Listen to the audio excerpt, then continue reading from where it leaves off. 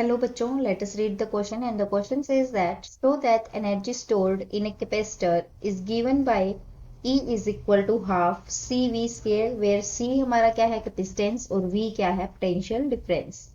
तो जो हमारा यहाँ पे की कंसेप्ट यूज होगा उसमें हमें क्या करना है, हमें कैपेसिटेंस की जो एनर्जी स्टोर होगी एक पैरेलल प्लेट कैपेसिटर में उसको हमें डिराइव करना है। सो हम वो डिराइव करेंगे एक्सप्रेशन से। वो कैसे डिराइव करेंगे, हमें पता है कि when a capacitor charged when a capacitor is charged bye a battery when a capacitor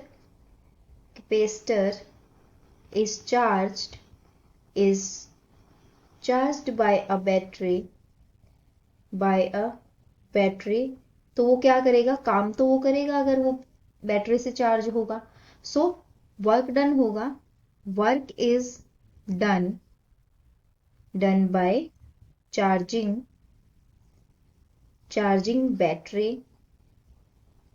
battery at the expense of its chemical energy. अब उसके बाद ये क्या हुआ, जो इस बैटरी ने जो काम किया है वो कैपेसिटर के अंदर क्या हो जाएगा, स्टोर हो जाएगा इलेक्ट्रोस्टैटिक पोटेंशियल एनर्जी की फॉर्म में। So this work done is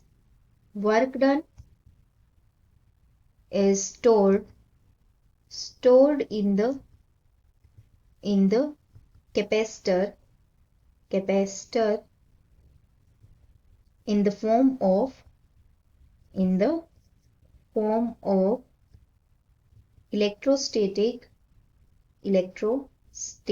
potential energy।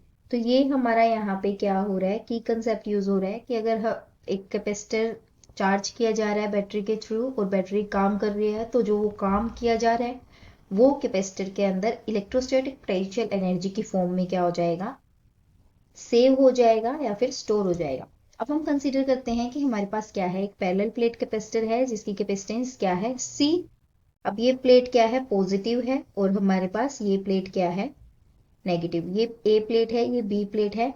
हमने मान लिया कि इनिशियली जो ये कैपेसिटर है, कैपेसिटेंस कितनी है, capacitance of this capacitor is C. Initially मान लिया इसके ऊपर जो चार्ज है वो कितना है, 0 है।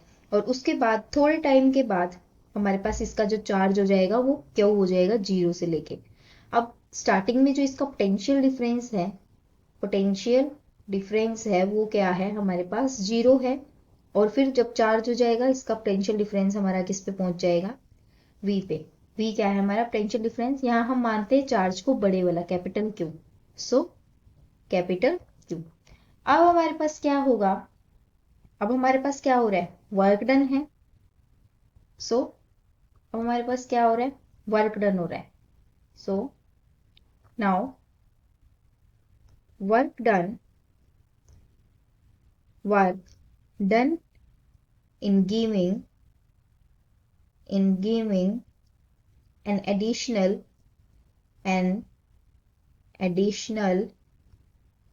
infinitesimal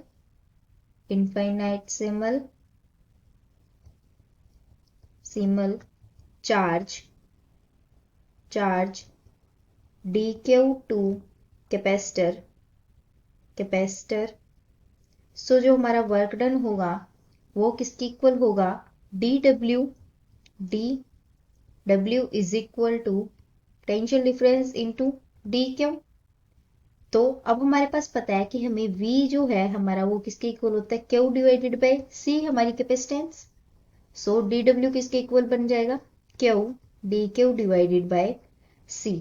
अब हमारा जो वर्क डन है W वो किसके इक्वल होगा, W is equal to integration dw। अब ये कितना होगा, इंटीग्रेशन Q हमारा कहाँ से कहाँ गया, 0 से कैपिटल Q तक, Q dq divided by C हमारा कांस्टेंट है तो 1/c बार आ गया। उसके बाद हमारा ये क्या बना, Q स्केयर डिवाइडेड बाय 2 और इसकी 0 से Q, ये हमारा बन गया Q square divided by 2c। सो हमारे पास जो W है उसकी वैल्यू हमारे पास आई Q square divided by 2c। अब हमें पता है कि जो हमारा V है वो अगर final difference between capacitor plate है, so if V is final difference between capacitor plates के बीच में अगर V हमारा फाइनल डिफरेंस है, देन तब क्या होगा, Q किसके इक्वल होगा हमारा CV के इक्वल। सो हमारे पास जो W है वो किसके इक्वल होगा, CV whole square divided by 2C, या फिर हम बोल सकते हैं 1/2C इंटू V स्क्वायर। सो हमारा यहाँ पे जो वर्क डन है वो किसके इक्वल आ गया, 1/2C V स्क्वायर आ गया। या फिर हम इसको बोल सकते हैं कि हमारा जो वर्क डन है वो किसके इक्वल भी आ सकता है, 1/2Q V के इक्वल भी। सो हमने यहाँ से क्या किया है, प्रूव कर दिया। हेंस प्रूव्ड, हमने प्रूव क्या किया कि जो एनर्जी है वो किसकी फॉर्म में स्टोर हो रही है, वर्क डन की, और वर्क डन किसके इक्वल आया, हाफ CV स्क्वायर। तो एनर्जी हाफ CV स्क्वायर के इक्वल हमने प्रूव कर दी। Thank you, hope you understood it well.